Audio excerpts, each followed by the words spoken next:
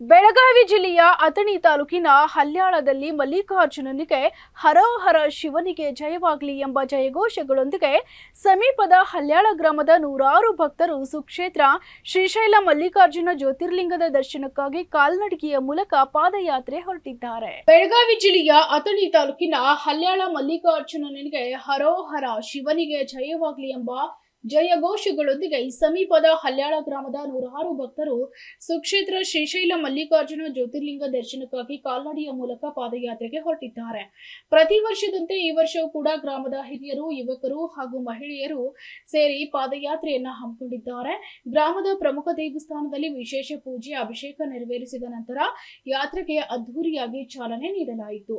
ಇದೇ ಸಂದರ್ಭದಲ್ಲಿ ಬಸಯ್ಯ ಸಂಕ್ರಿಮಠ, ಯಲ್ಲಾಲಿಂಗ ಪಾಟೀಲ್, ಚಿದಾನಂದ್ ಮುಕುಣಿ, ಕೆಪಿಸಿಸಿ ಸದಸ್ಯರು ಹಲ್ಯಾಳ, ಮಲ್ಲಗೌಡ ಬಾಜಗರ್, ಹನುಮಂತ ನಾಯಿಕ್, ಮಹಾದೇವ್ ಬಾಜಗೌಡರ್, ದರಪ್ಪ ಗುಂಚಿ, ವಿಠ್ಠಲ್ ಕಾಂಬ್ಳೆ ಇನ್ನೂ ಗ್ರಾಮದ ಹಿರಿಯರು ಈ ಸಂದರ್ಭದಲ್ಲಿ ಪಾಲ್ಗೊಂಡಿದ್ರು.